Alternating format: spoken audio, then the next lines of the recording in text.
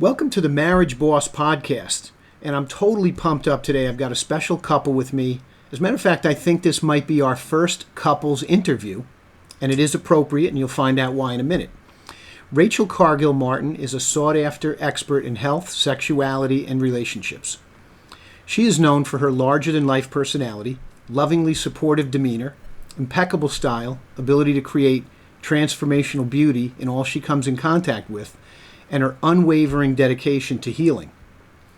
Daniel Martin is an in-demand artist, performer, yoga instructor, podcaster, and community organizer. He brings a unique approach and sense of humor to all his projects and is constantly working as an intuitive innovator and cultural creative for the advancement of individuals and evolution of society.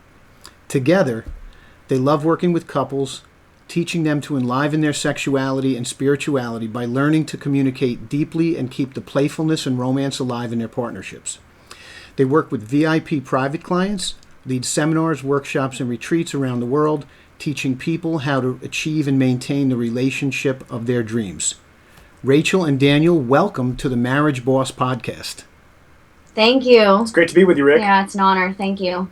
Well, I have watched you two, as we were saying before the show, I've watched you two evolve as individuals and then coming together as a couple and a unit. And so what I love is the unique blend, and that's what we're all about, is the unique blend of being able to have a loving relationship and then still be able to go out and show up for your business, and in your case, the businesses together, out into the community. And so today we're going to talk about taking the leap for love. I'm totally excited to hear what you both have to say. So let's get started. How did you two meet, and what was the main attraction? Well, it was pretty fun, actually. We met in an acrobatic yoga class. So this is acro yoga, people call it. And it's a mix of yoga principles and almost like Chinese acrobatics. So there's a lot of partner lifts and some dynamic balancing that goes on. And we met in the class shortly after the first class we met in, and we started just communicating as friends and, going out to dinner afterwards after class, but all on a friend level. And as that slowly started to develop into a relationship, around the same time we started becoming a couple, the instructors of the class had to move on to other things, so we stepped up and started teaching the class. Oh, that's so cool. Yeah. And when you say you met as friends first, let's give the audience an idea of how long it really took. Let's ask you first, Daniel. How long did it take you? Let's get man to man now here. I know Rachel. How long did it take you to say, wow, check her out. I'm interested. This is more than just a friendship. It wasn't all too long. I'm gonna say 4, maybe 6 classes, and this is once a week. So after a little over a month of just being in the space, one of the things that was also really important to me, doing acrobatic yoga, you're in physical contact with other people, and if you're kind of hitting on all the girls and coming across as like a sleaze, you're not going to be very successful, and you're not going to make people comfortable. And so I was really purposely kind of keeping that really toned down until we established a little bit more, and then after 4 or 6 weeks, I felt comfortable enough to hit on her a little bit. Now, is this a class that you had gone to frequently prior to meeting her? Yes, as a matter of fact, I actually originated the class and brought the instructors into the space to teach. I connected the studio with the instructors and brought the class into existence. Wow. And so it had been my regular thing, and I started posting about it a lot, and then this lovely lady just showed up and started joining the classes. So I saw an ad on social media, and I was like, oh, that's my next new thing that I'm going to be into. Wow. So one might say that you possibly attracted this situation without even knowing it. You were setting up this connection. Definitely. Absolutely. That's good Well, stuff. and I actually had I was so fed up with my previous dating scenarios that I had made a 6-page list of my manifestation list. And I was hanging it up in my window in the new moon, and I would sleep with it under my pillow. And I mean, I was very specific and very clear. And then I just was, I was done and started going to this class 2 months later. And then I met Daniel, and I didn't think that we were going to be romantic at first. But then, like he said, after hanging out maybe the for me, it was like the third or fourth time I was like, oh, like he can handle me. I mean, we're talking about like levitating and meditation and all kinds of woo-woo stuff. So like I said, I wasn't holding back, and it worked out really well.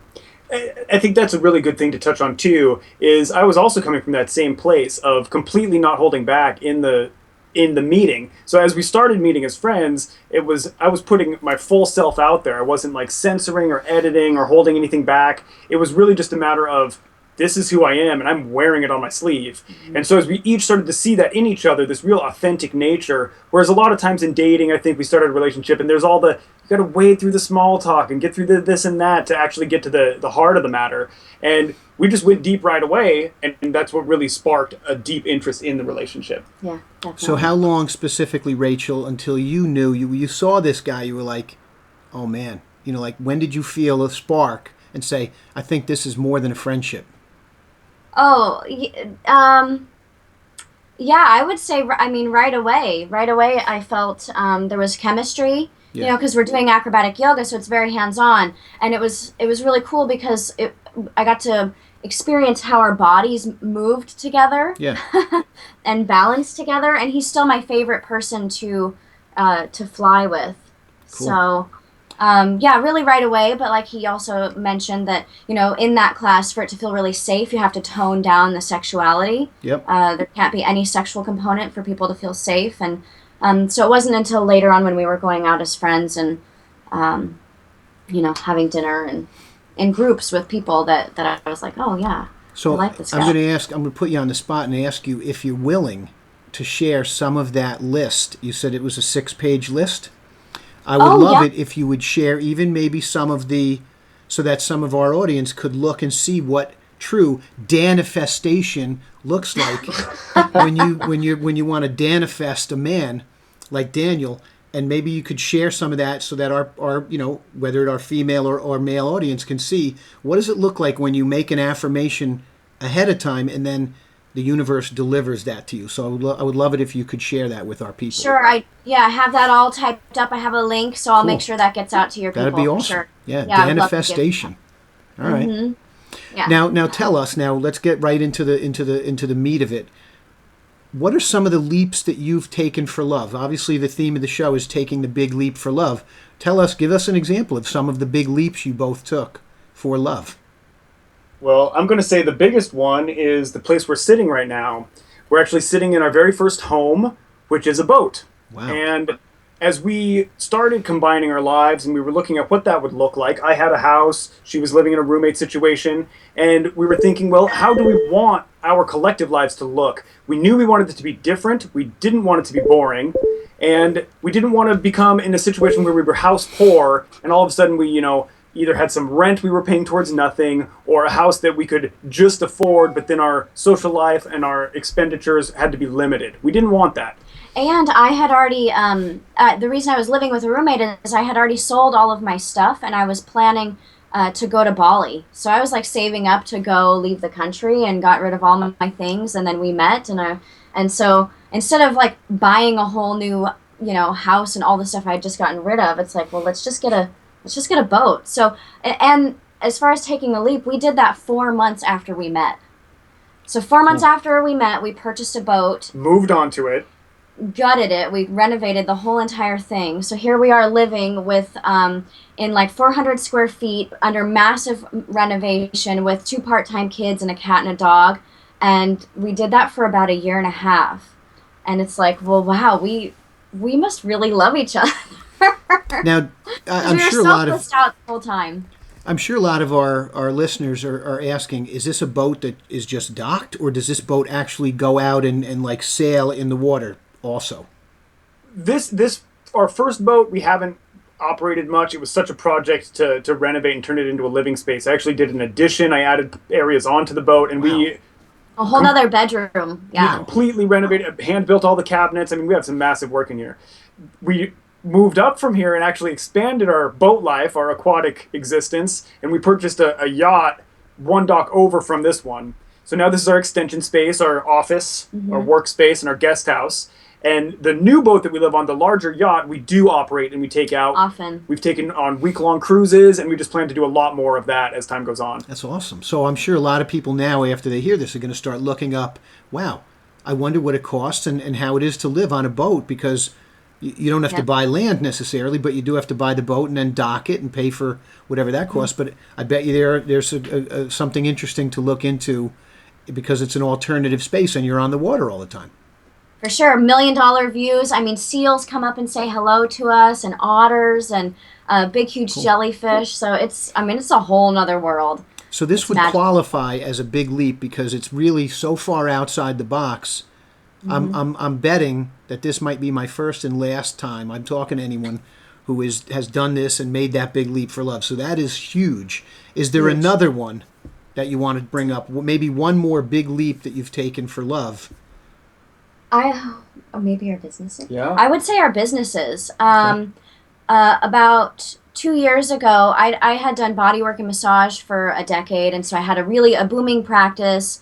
But I was really feeling like I wanted to expand upon that, and so now I inspire women to create holistic luxury and vibrant sexuality. And so I lead retreats and do workshops and seminars and public speaking.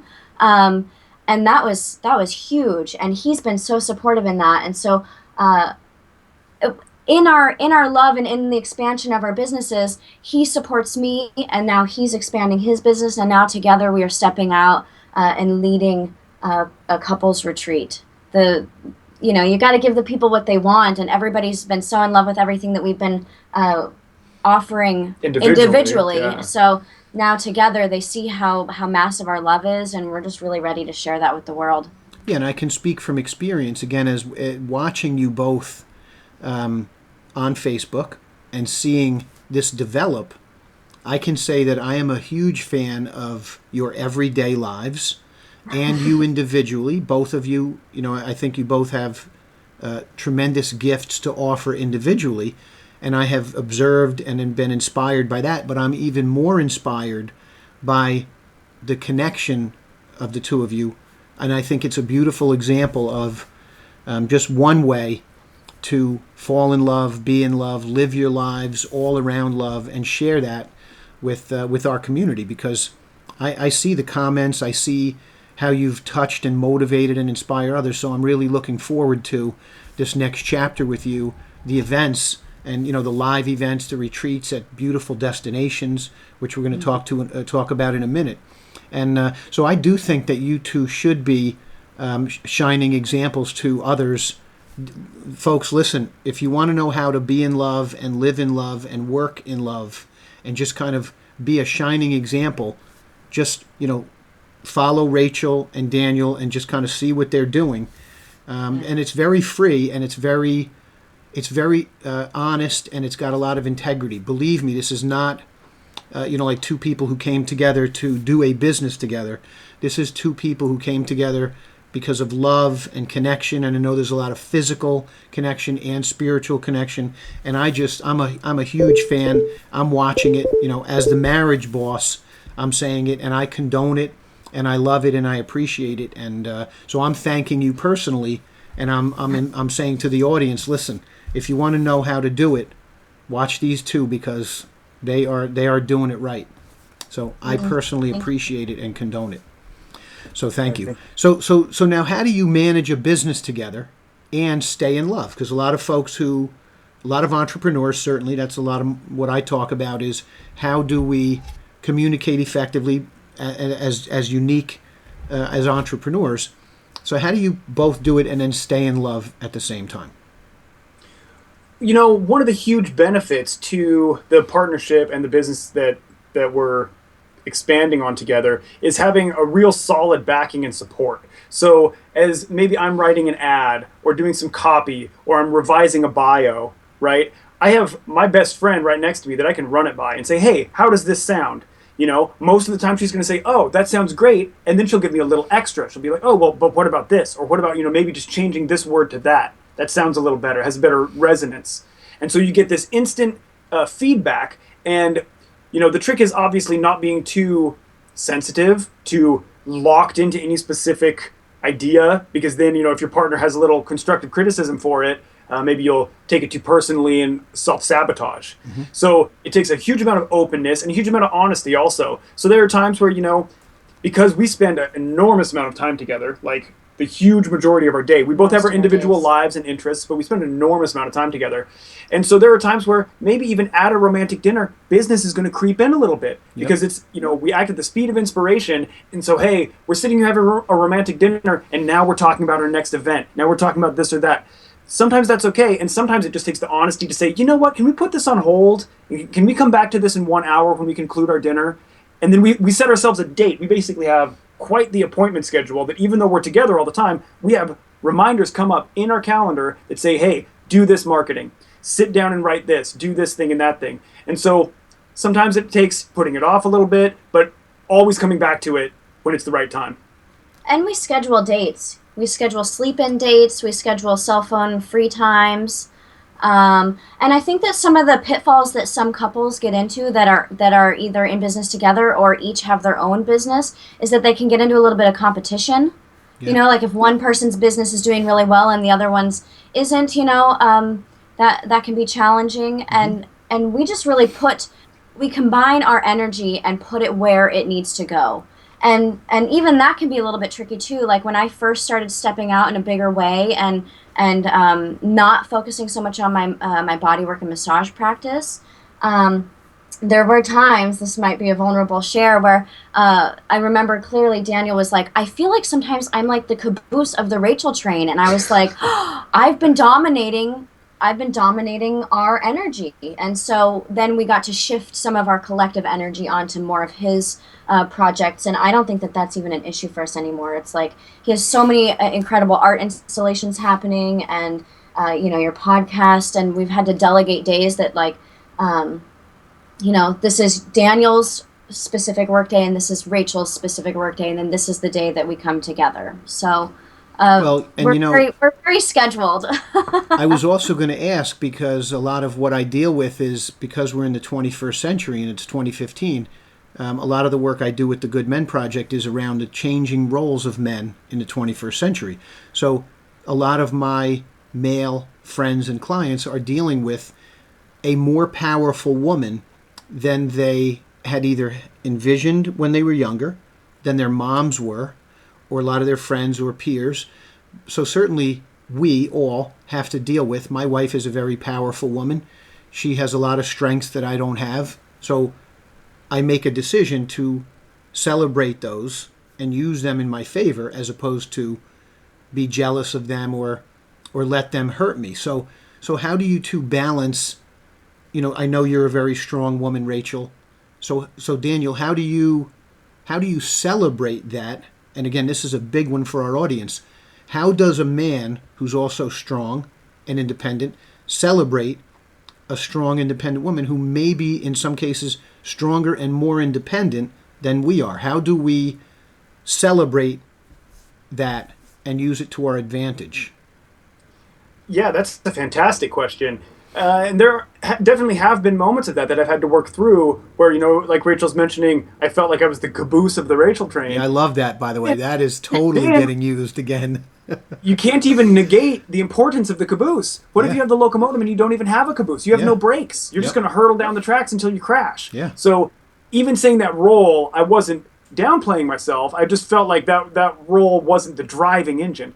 And so, yes, I've dealt with this in the past. I think that one way to really do this is a little mental shift of realizing that you as a couple and you as a unit are, like we were talking a little bit before recording, greater than the sum of the parts. And so when she is getting notoriety, when she's getting, all the likes on Facebook, like we post 2 photos side by side, she gets 100 likes, I get 10. Yeah. Instead of getting bitter about that, I just realized that reflects on me. We're mirrors of each other. And so as she generates more interest, as she generates more steam, it actually helps our collective brand, especially because our brand is our partnership. So it doesn't take away from me if she's building steam. If anything, it's like, go girl, take on the world. And there's a massive amount of things that they're just not my genius, and they're yours. Like all of this like tech setup, I just showed up. He did all of it. I didn't do any of it. Yep. and same with he comes to all of my retreats, and is, I mean, he does everything. You mean, He does- wait, you mean he does- goes to a beautiful tropical destination as the only man with 8 gorgeous women, and he hangs out. Sometimes 25. Sometimes 25. Boy, are you dedicated. Daniel, you are something special. I don't know too many men that would go and hang out with beautiful women all over the world. You are a catch. He does everything. Wow. Though. So And so there's a great example right there.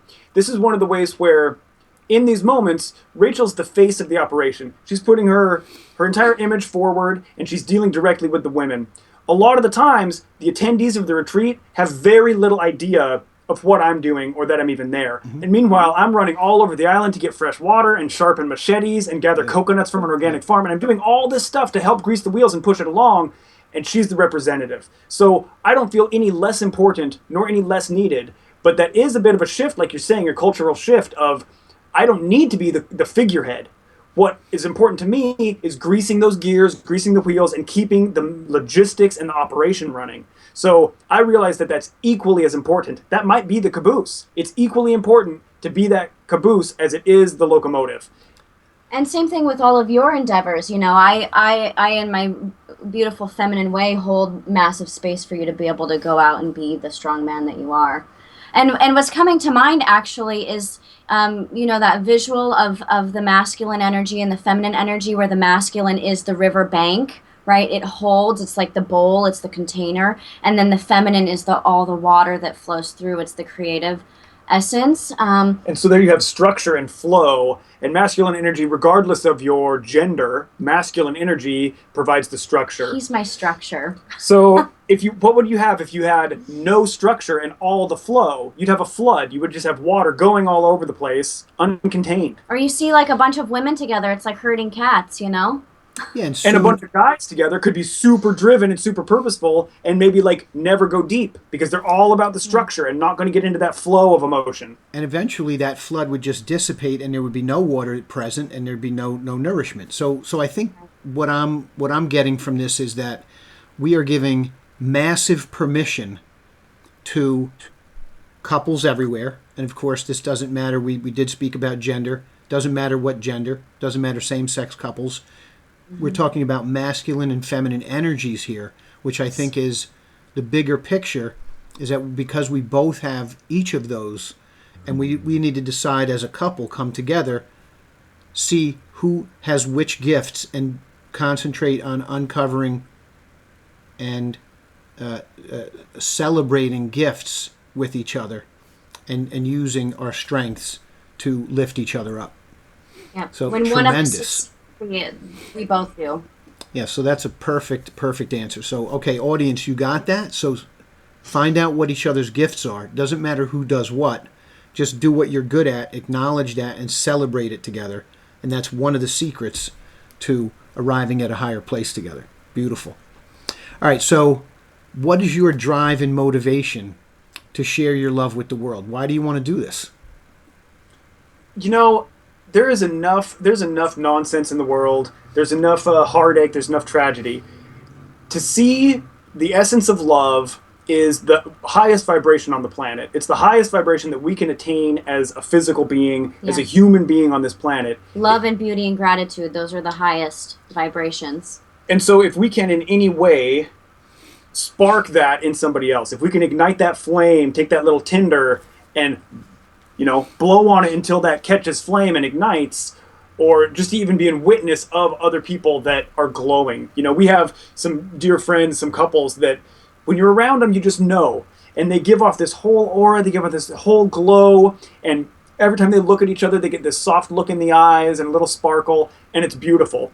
Then you're around people and couples that they just make you feel uncomfortable. Even being around them in their presence makes you feel a little on edge and a little uncomfortable. None of us want to be that. I would rather be surrounded by love and beauty. And so if we can use our relationship as a center point, a ripple in the pond to expand that outward to a larger reach and encourage the spark of love in other people, it's going to be a more beautiful world all around.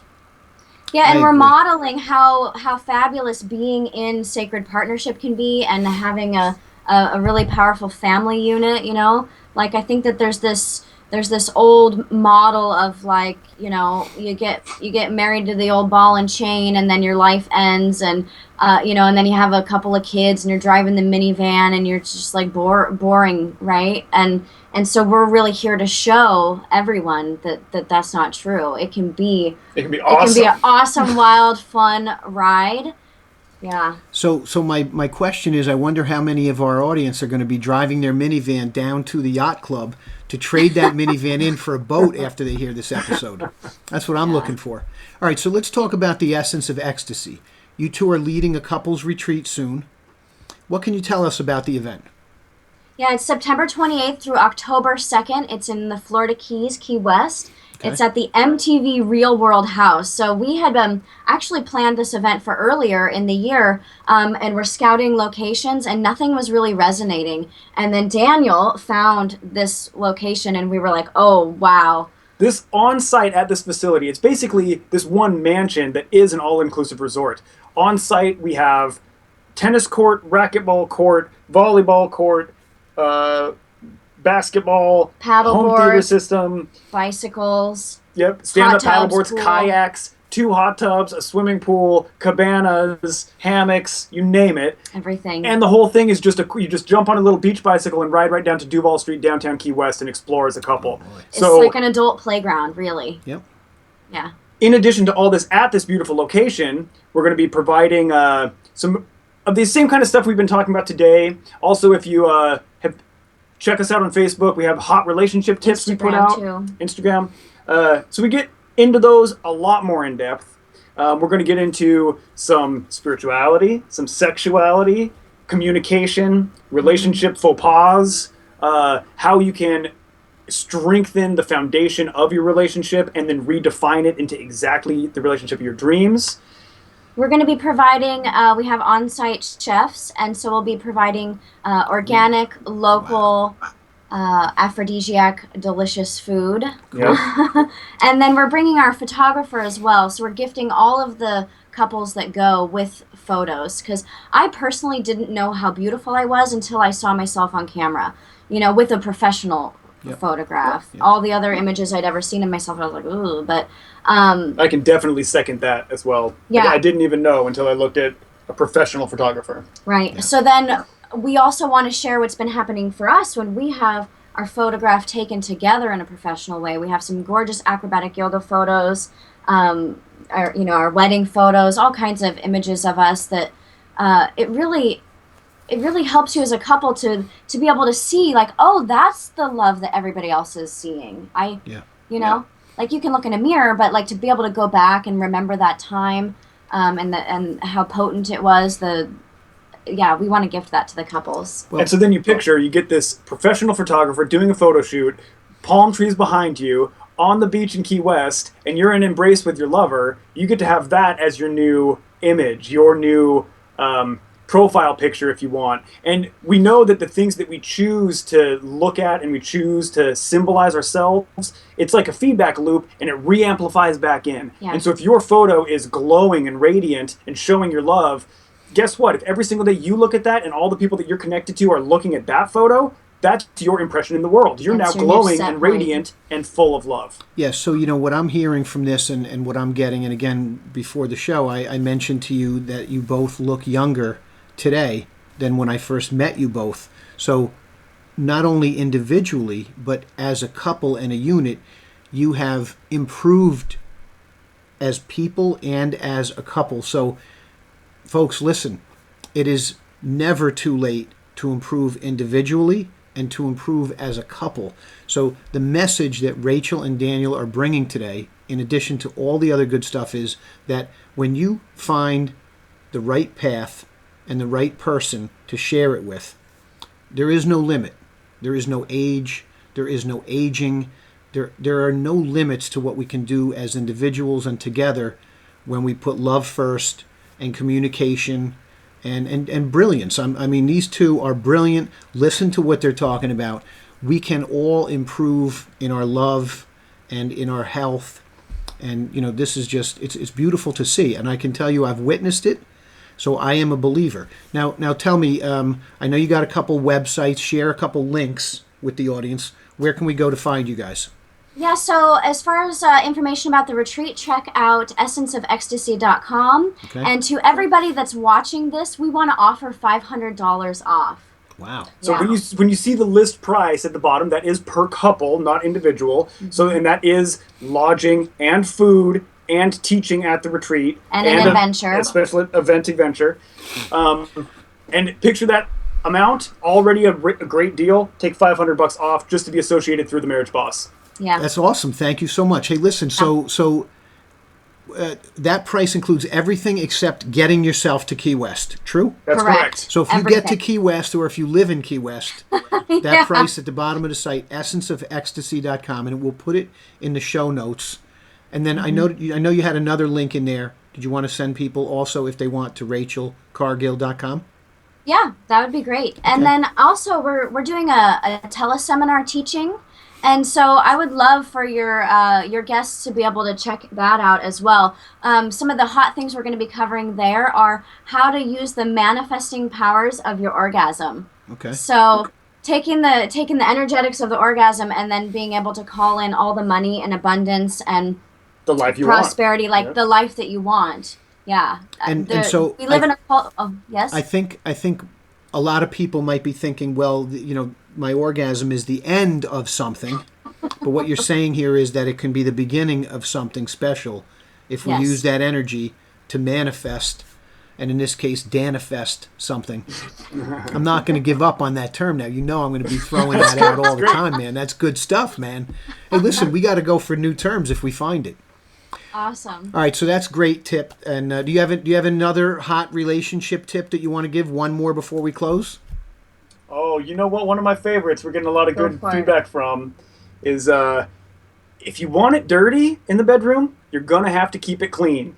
Wow. So your partner, especially your feminine-natured partner, is not going to want to get freaky with you in a disaster of a house. Okay. If you have piles of clutter everywhere, you got cobwebs over here, you got like the dishes and takeout sitting over in the corner, and it smells like kimchi, you don't want to get down. So take the time and energy that it takes to create a beautiful space. Treat it like a love palace. Treat it like a temple. Make it gorgeous. Make it smell good. Make it look good. Have good lighting, romantic lighting.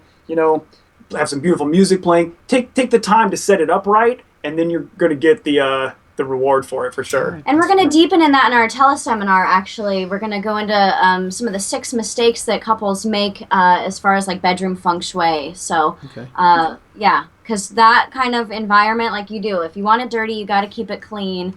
And so find out all of the little things you're doing that are wreaking havoc on your sex life. All right.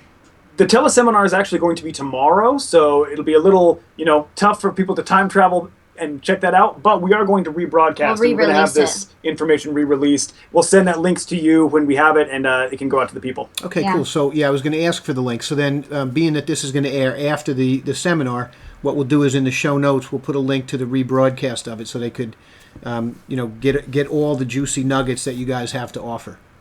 Perfect. Great. All right, excellent. Hey, listen. This is stuff that nobody's talking about. True, and we do need to communicate more about it, not only with each other, but with the world, and I appreciate you two for coming on the show today.